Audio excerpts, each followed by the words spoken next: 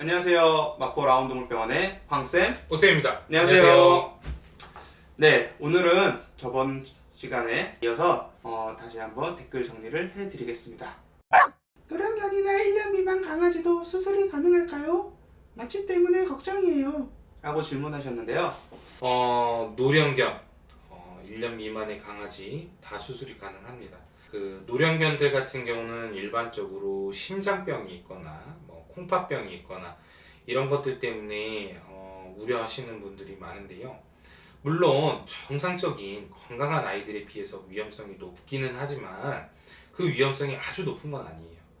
그렇기 때문에 노령견이더라도 삶의 질을 저하할 정도로 아주 심각한 통증을 유발하는 그런 질환들이 있는 경우에는 수술이 필요한다고 하면 마취를 너무 두려워하지 마시고 수술을 진행하는 게 좋을 것 같고요. 1년 미만 강아지 전혀 문제 없습니다. 너무 걱정 안 하셔도 되세요. 요새는 마취 기술이 아주 좋기 때문에 충분히 큰 문제 없이 수술이 가능합니다. 저희 아이도 슬개골이 의심되는데요. 슬개골 탈구 검사는 어떻게 하나요? 대략적으로 검사비는 얼마나 하나요? 라는 질문이 있었네요. 네, 일단은 슬개골 탈구라고 하는 것을 저희들이 기본적인 검진은 촉진으로 이제 판단을 하고요. 추가적으로 이제 방사선 검사를 통해서 얼마나 관절염이 진행이 됐는지 또는 뼈에 기형이 있는지 뼈의 모형은 어떤지 이러한 것들을 추가적으로 이제 검사를 하는데요.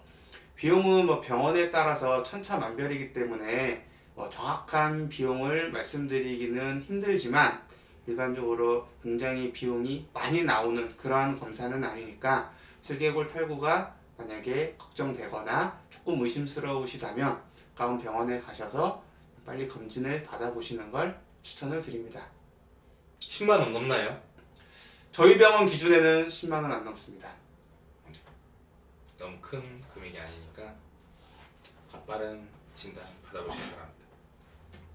저희 아이는 아직 수술을 받을 정도는 아니지만 슬개골 관리를 해줘야 하는데요. 혹시 집에서 잘 케어해주는 방법이 있을까요? 관절에 좋은 사료 선택이나 영양제라든지 이러한 것들을 먹이는 게 좋을까요? 라고 질문을 주셨습니다. 아직 수술을 받지 않아도 될 정도의 슬개골 탈구라고 한다고 하면 우선 집에서 더 이상 진행되지 않게끔 최대한 관리를 해주시는 게 좋을 것 같은데요. 슬개골 탈구에서 아주 큰 원인 중에 하나가 외상이에요. 즉 외부 충격. 그렇기 때문에 미끄러져서 엎어지거나 아니면은 점프해서 뛰어내리거나 이런 것들이 사실 큰 문제가 되는데요. 그래서 아이들 발바닥에 보면 패드 주위로 털이 많이 자라져 있어요. 그 털을 이 패드는 미끄럼 방지 패드이기 때문에 털을 잘 정리를 해줘야 아이들이 뛰어다니다가 엎어지는, 즉 미끄러져서 넘어지는 일이 줄어들 수 있을 것 같고요. 그 다음에 간혹 침대를 아주 높은 침대를 사용하시거나 소파를 아주 높은 소파를 사용하셔서 아이들이 거기를, 우리 아이들은 침대나 소파를 자주 오르락내리락 하거든요. 그러면서 다칠 수 있기 때문에 그런 너무 높은 침대나 소파가 있다고 하면 좀 낮은 제품으로 교체를 하시는 걸 또 추천드릴 수 있을 것 같고요. 그리고 대부분 바닥이 장판이라서 또 그런 사고가 많이 나요. 미끌미끌 하거든요. 그래서 카페트를 깐다든지 아니면 매트를 깐다든지 이런 미끄러지지 않는 그런 조치들을 좀 취해 주시면 아이들이 그런 외상으로 인해서 급격히 진행되는 상황을 좀 막을 수 있을 것 같습니다. 그리고 또 말씀드릴 수 있는 부분은 아무래도 아이들이 뒷발에 체중 지탱을 너무 많이 하게 되면은 슬개골 탈구가 악화될 수도 있어요. 그래서 등산, 특히 경사도가 높은 등산, 그럼 뒤쪽으로 체중이 다 분산돼 버리거든요. 아니면 계단 오르기, 아니면 뒷발로 콩콩 점프 이런 것들을 좀 막아주시면은 아이들이 급격히 악화되는 것을 좀 막아주실 수 있을 것 같습니다. 물론 산책이나 이런 평지 산책이나 이런 것들은 자주자주 해주셔서 앞쪽 허벅지 근육의 강화를 시켜줘야 아이들이 슬개골 탈구가 진행되는 것을 조금 막아줄 수 있기 때문에 산책을 또 게을리 하셔서는 안 될 것 같습니다. 그럼 관절 사료나 영양제는 어떻게 할까요? 관절 사료나 영양제, 우리 뭐 시중에 나와 있는 글루코사민, 콘드로친, 뭐 오메가3 이런 여러 가지 영양제들이 있는데요. 이런 영양제들은 쉽게 설명드리면 천연적으로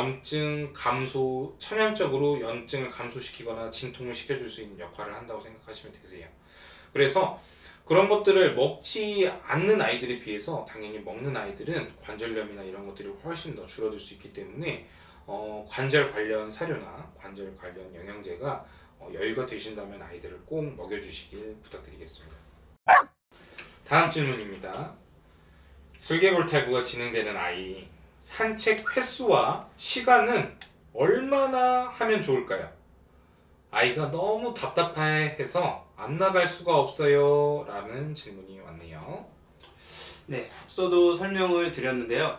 산책을 하는 것과 슬개골 탈구와는 아주 밀접한 관계가 있죠. 근데 산책을 함으로써 슬개골 탈구가 더 심해지지 않는 방법을 말씀드리겠습니다. 아까 말씀드린 것처럼 언덕길을 오른다든가 계단을 오른다든가 이러한 어떤 분들은 이제 뭐 같이 등산을 하시는 분도 계시는데 그러한 곳들은 당연히 슬개골 탈구를 악화시킬 수가 있어요.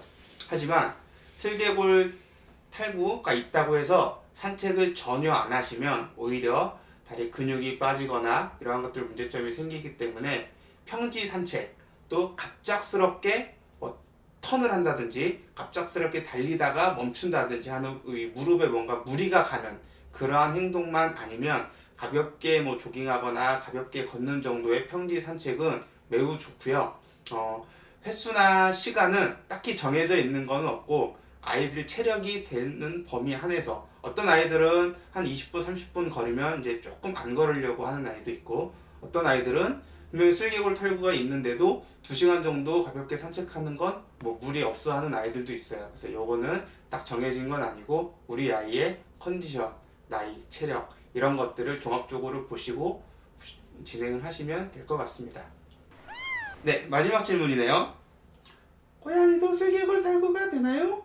너무 높은 데서 뛰는 아이라 걱정이에요. 라고 질문을 주셨는데요. 네. 고양이들 같은 경우는 아이들이 굉장히 유연하고 인대도 강아지에 비해서 훨씬 더 강하고 뼈도 탄성이 있고 근육도 강하기 때문에 실질적으로 정형외과적 질환이 아주 극히 드뭅니다. 하지만 전혀 없느냐? 그렇지는 않아요. 우리 강아지들은 대부분 선천적으로 발달성으로 아이가 커가면서 발생되는 슬개골 탈구라고 하지만 우리 고양이들 같은 경우는 외상, 충격 때문에 생기는 경우가 많아요. 근데 뭐 여기서 걱정하시는 높은 데서 뛰는 아이라 걱정스럽습니다. 사실 이런 경우보다는요, 다른 아이들과 장난을 치다가 아니면은 점프하고 뛰어내리다 어디 부딪힌다든지 이런 경우가 되게 많아요. 그렇기 때문에 뭐 높은 데서 뭐 이게 점프 하거나 뭐 이런 것들은 너무 크게 걱정 안 하셔도 되세요.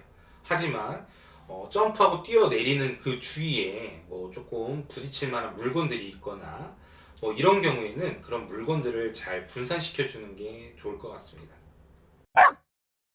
네, 지금까지 슬개골 탈구 주신 질문에 대해서 답변을 드렸는데요. 그래도 더 궁금하거나 더 아시고 싶으신 게 있으시다고 하시면 댓글로 더 남겨주시면 저희가 답변을 드리도록 하겠습니다. 네, 저희가 댓글들 열심히 보고 있으니까요. 저희가 뭐 되는 대로 댓글에 대답도 해드리고 필요하면 지금처럼 영상 모아서 영상을 제작을 해드릴 테니까 너무 걱정하지 마시고 네, 댓글들 많이 달아주시기 바랍니다. 지금까지 마포 라운드몰병원의 황쌤, 도쌤입니다. 안녕히 계세요.